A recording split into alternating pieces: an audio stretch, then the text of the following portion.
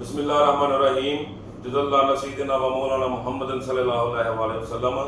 Iran और Israel की जंग। इस जंग में ईरान के सुप्रीम लीडर रहबर आला आयतुल्लाह ख़ामनेई ये कौन है? 1939 को आप पैदा हुए और आपने 11 साल की उम्र में कुरान हिफ़्ज़ कर लिया और उसके बाद आपने सियासत में हिस्सा लेना शुरू कर दिया। जब 1979 को ईरान में इनकलाब आया, क्योंकि उससे पहले रज़ा शाह पहलवी जो था ना, उसकी हुकूमत कई सालों से चल रही थी और ईरान जो है ना वो लिबरल था। तो उस वक़्त जो है ना खमीनी साहब ने जो है ना सारे उलमा को इकट्ठा किया और जो है ना ईरान को एक नई हुकूमत उधर इस्लामी तर्ज अमल की हुकूमत बनाने के लिए तहरीक शुरू की। उस तहरीक में ये मर्द मुजाहिद सैयद अली आयतुल्लाह ख़ामनेई जो है ना, इनका बड़ा अहम रोल था और ये उनके अहम साथियों में से थे खमीनी साहब के। और फिर 1979 का जो ईरानी इनकलाब था वो कामयाब हुआ। उसके बाद जो है ना जब अवाम खमीनी की मौत हुई तो आप रहबर आला बने। रहबर आला किसको कहते हैं?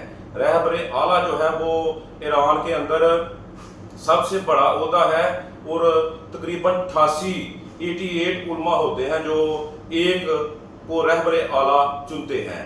और आपने ईरान में इस्लामी तर्ज की हुकूमत कायम की और एक दफ़ा आप किसी जलसे में खिताब कर रहे तो उसके दरमियान जो है ना आप पर हमला हुआ, जानलेवा हमला, जिसमें आपको कोई मतलब टेप वगैरह थी जिसके अंदर बम लगाया गया और वो बम फटा तो आपको जो है ना जख्मी हुए। उसकी वजह से आपका दायां हाथ जो है ना वो काम करना छोड़ गया। तो आपने जो है ना ये जो इस वक्त जंग चल रही है, एक गद्दार था उधर पासदारान इनकलाब तंजीम के लिए, जब आपने उसके लिए भी काम किया तो जो आपके उस वक्त बड़े बड़े लीडर थे ना वो एक जगह पर मौजूद थे। तो ईरान की उधर बड़ी क़यादत रिसेंटली शहीद हो गई। तो सबको पता था कि ईरान जो है ना इसकी ये क़यादत शहीद होने की वजह से ईरान अब नीचे चला जाएगा।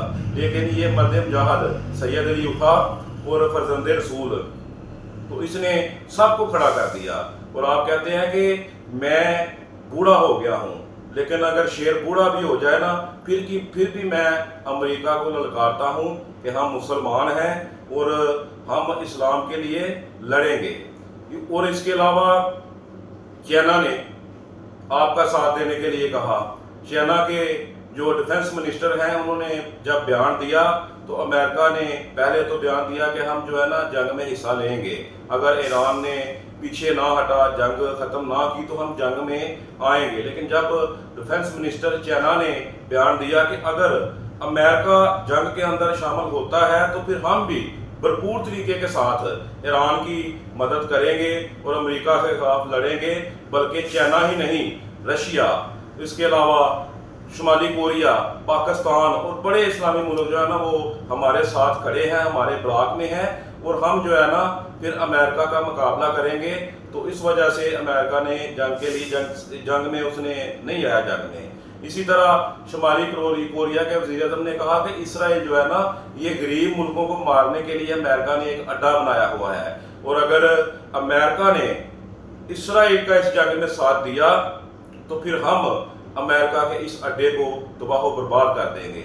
रशिया ने भी कहा, रशिया ने ईरान से कहा कि अगर आपको हमारी मदद की ज़रूरत है तो आप बताएं, लेकिन ईरान ने कहा कि हमें अभी आपकी मदद की कोई ज़रूरत नहीं है। तो रशिया ने कहा कि जब भी आपको ज़रूरत पड़े अगर तो हम आपके साथ इस जंग में शरीक होने के लिए तैयार हैं।